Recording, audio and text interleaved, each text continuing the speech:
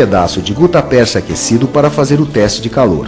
O calor pode exacerbar uma pulpite. Nota: o teste pode ser negativo em pulpite reversível e positivo em pulpite irreversível, confundindo os resultados.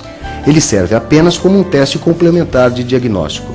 Os testes suplementares podem ser realizados utilizando-se anestesia seletiva, transiluminação com fibra óptica e teste de cavidade. O exame radiográfico é essencial em endodontia. O diagnóstico radiográfico complementar somente é possível obtendo-se radiografia de alta qualidade. A distorção da radiografia pode ser reduzida utilizando-se a técnica paralela ou de cone longo, que permitem concentrar o feixe de raio-x no objeto. A interpretação radiográfica deve ser feita com um aparato amplificador que elimina toda a luminosidade externa, deixando apenas a que passa pelo filme. Indicadores mais valiosos da reversibilidade da doença pulpar. Os seguintes fatores indicam pulpite reversível: ausência de dor espontânea, ausência de dor à percussão, respostas normais aos testes térmicos, especialmente ao teste de frio, resposta normal ao teste elétrico, espessura radiográfica normal do espaço do ligamento periodontal e ausência de esclerose óssea periapical. Embora exista cárie recorrente, a espessura uniforme do ligamento periodontal e a ausência de esclerose, combinadas com a ausência de dor, indicam que a terapia radicular não é necessária. Outro indicador da condição reversível da polpa é a espessura da dentina remanescente ou a profundidade da cárie. Essa radiografia interproximal mostra diversas lesões cariosas proximais, com menos de 3/4 de envolvimento da dentina. Adicionalmente, não havia dor ou outros sintomas clínicos. O envolvimento pulpar nesta situação foi considerado reversível e a terapia radicular não estava indicada. Após a anestesia, todo o quadrante foi isolado com o dique de borracha e tratado na mesma visita.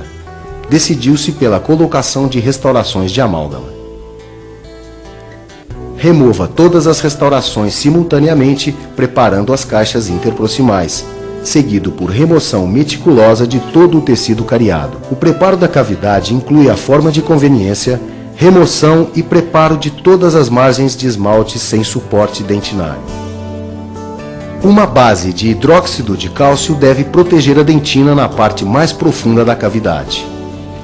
Uma camada de cimento de fosfato de zinco deve cobrir toda a dentina exposta e a base de hidróxido de cálcio. A cúspide distopalatina do primeiro molar está minada e deve ser removida. Na restauração final foi utilizado o amálgama, que ainda é o melhor material restaurador para dentes posteriores. De acordo com a Conferência sobre Amálgama do Instituto Nacional de Saúde dos Estados Unidos em 1992, o amálgama é um material biologicamente seguro. Uma radiografia interproximal pós-tratamento indica áreas de contato e adaptação gengival marginal corretas. Indicadores mais valiosos da irreversibilidade da doença pulpar.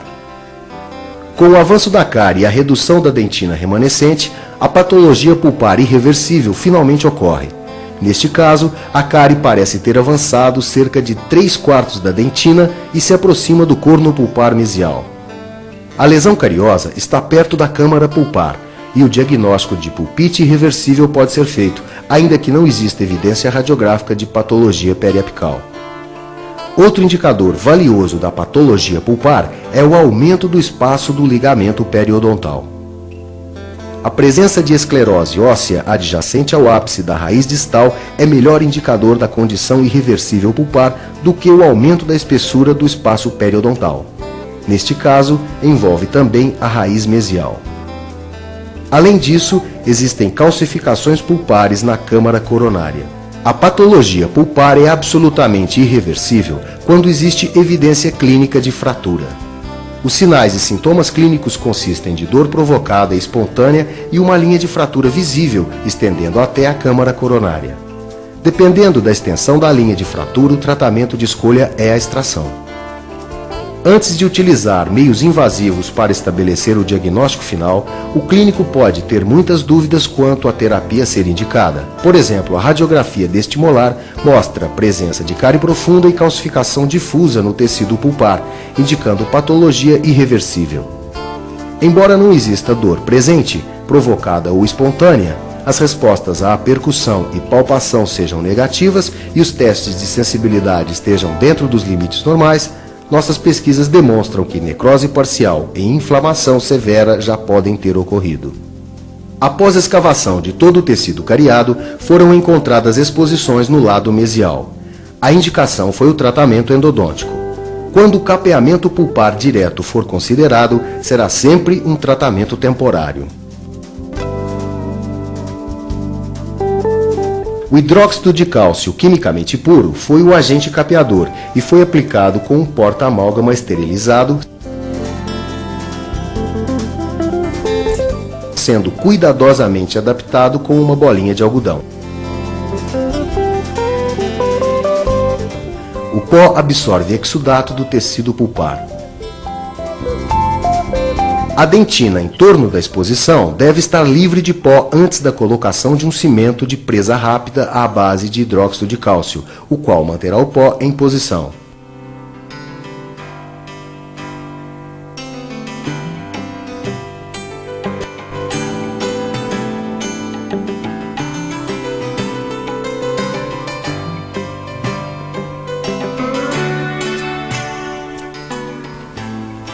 O dente foi temporariamente restaurado com amálgama. Este dente deve ser examinado cada 3 meses, com testes de sensibilidade e radiográfico, a menos que apareçam sintomas. O aparecimento de uma área radiolúcida apical ou de calcificações no espaço pulpar indicam tratamento de canal imediato. Nota: o capeamento pulpar direto é sempre um tratamento temporário.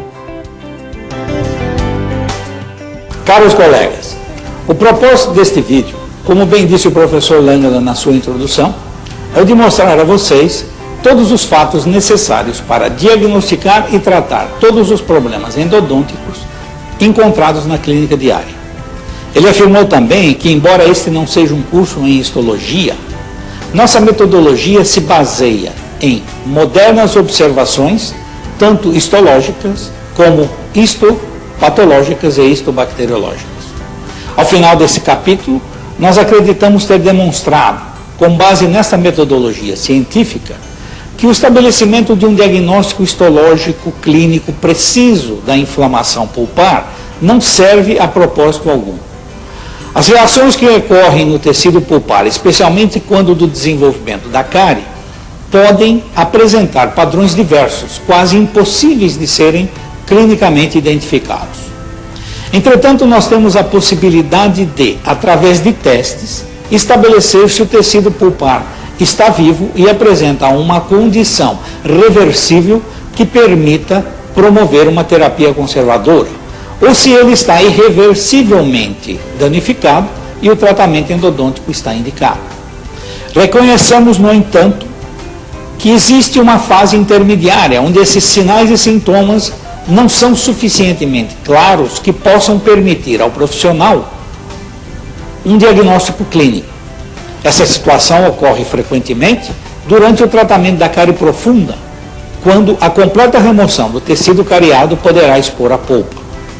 Levando em consideração que o melhor material de obturação do canal ainda é a polpa sadia, nós recomendamos que uma tentativa seja feita no sentido de preservar o tecido pulpar, como uma medida de endodontia preventiva.